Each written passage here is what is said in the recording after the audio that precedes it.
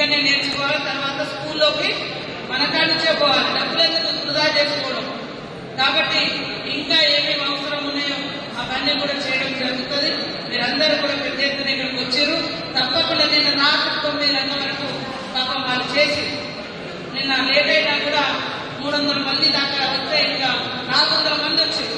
కొంతమంది మళ్ళీపోయారు, ఎందుకంటే టైం సరిపోలేదు చేయడానికి. కాబట్టి లేట్ చేయకుండా తొందరగా ఓపెన్ చేస్తాం. మీ అందరితో కలిసి మళ్ళొక రోజు కూడా మనం మీటింగ్ పెట్టుకొని మీ సమస్యల వాటికి తప్పకుండా పరిష్కారం ఉంటుంది. ఏమి ఆందోళన చెందకండి. తొందరలోనే ఇంకా 11,000 ఉద్యోగాలు కూడా వేస్తాం. మిగతా కూడా ఎక్కడెక్కడ అసలు సెంటర్లే సాంక్షన్ లేని కాడ సెంటర్స్ కూడా ఐడెంటిఫై చేయండి. ములుగు జిల్లాలో అన్ని ఊర్లలో అంగన్వాడీ సెంటర్స్ వచ్చే విధంగా, తద్వారా మన లోకల్ మహిళలకు ఉద్యోగాలు కూడా వస్తాయి. కాబట్టి మీరందరూ కూడా సద్వినియోగం చేసుకోవాలి. అంగన్వాడీ సెంటర్స్ కూడా మనం పెద్ద ఎత్తున మన ములుగు జిల్లాకు సాంక్షన్ చేస్తా ఉన్నాం. ఇప్పుడు కొన్ని వస్తాయి, తర్వాత మార్చిలో బడ్జెట్లో కూడా ఇంకా కొన్ని పెడతాం. కాబట్టి అంగన్వాడీ సొంత బిల్డింగ్ లేకుండా ఇబ్బంది పడకూడదనే ఉద్దేశంతో పెద్ద ఎత్తున అంగన్వాడీ బిల్డింగ్స్ కూడా పెడుతున్నాం. మీరు కూడా సాధ్యమైనంత వరకు స్కూల్ పక్కన పెట్టారు. ఎందుకంటే మీరు ఒకరోజు బయటికి రాకుండా స్కూల్లో టీచర్ వచ్చి చెప్పాలి, లేదా స్కూల్లో టీచర్ లేకుండా ఒకరోజు మీరు పోయి చెప్పాలి. తర్వాత ఇంట్లో అన్న చెల్లె ఉంటాడు, లేదా అక్క తమ్ముడు, ఈ బల్లెకి ఒకరు పోతారు, ఆ బల్లెకి ఒకరు పోతారు. అమ్మ నాన్న వచ్చి వాళ్ళకి దిగుడు అవసరం ఉండదు. పెద్దోడు ఎవరు వాళ్ళు తీసుకొస్తారు, చెల్లెలు అన్నది వస్తారు, అన్న ఇళ్ళకి వస్తారు. మీకు కూడా ఒక్కొక్కసారి రిలీఫ్ దొరుకుతుంది. మీరు అందుబాటులో లేకుండా అన్న నాకు ఇది అర్జెంట్ పని పడ్డది అని ఒక టీచర్ చెప్తే ఆయన ఆ స్కూల్ నడిపించగలుగుతారు ఆ రోజు. అట్లా కూడా బాగుంటుంది. అందరు పిల్లలు కూడా సందడిగా ఉంటాయి. ఒక దగ్గర ఉంటే అరే అక్క తమ్ముడు అన్న చెల్లి ఒక దగ్గర చూసుకుంటూ ఆడుతుంటే వాళ్ళు కూడా తల్లిదండ్రులు కూడా ఇబ్బంది పడకుంటుంటారు. ఇంకోటి ట్రస్ట్ సెంటర్ చేస్తాము. అందులో మీ ఉద్యోగాలు ఏం పోరు. చిన్న పిల్లలు 6 నెలల నుంచి 2.5 సంవత్సరాలు ఇళ్ళ నుంచి తర్వాత అంగన్వాడీ పల్లె పంపారు. 6 నుంచి తర్వాత ప్రైవేట్ స్కూల్కి వెళ్తారు.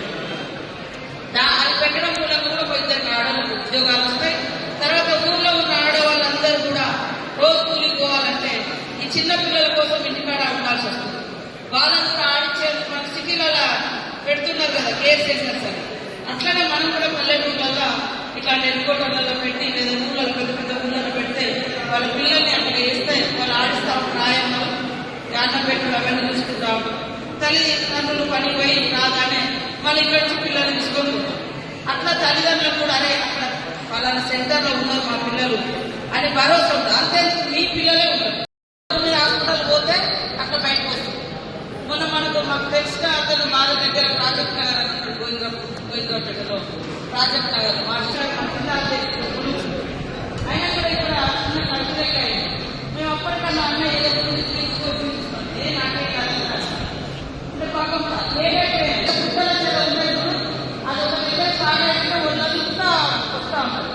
దానికి ఎక్కడెక్కడైతే టెస్ట్ చేయాలి, ఎక్కడెక్కడ ఆ రోగాన్ని నివారించాలని పెరుగుతా ఉంటే ఒళ్ళంతా పెరుగుతా ఉంటే కూడా దాని నివారణ అనేది చాలా కష్టం. కాబట్టి రిటైర్మెంట్ది ఇది ఈ జీతాల పెంపు, ఇంకా కొన్ని మరి ఏమేమి డిమాండ్లు ఉన్నాయో అవన్నీ కూడా ఒక్కొక్కటి తొందరలోనే కంప్లీట్ చేస్తామని తెలియజేస్తూ అందరికీ నమస్కారాలు, ధన్యవాదాలు. ఇప్పుడు అక్కడ బస్సు ఓపెనింగ్ ఉంది. ఆ బస్సు ఇక్కడ తిరగలేని పరిస్థితి ఉంది కాబట్టి పెద్ద బస్సు అని అక్కడ పెట్టారు. మీరు అక్కడికి వచ్చి టెస్ట్ చేయించుకోవాల్సిందిగా కోరుతాను. మీరు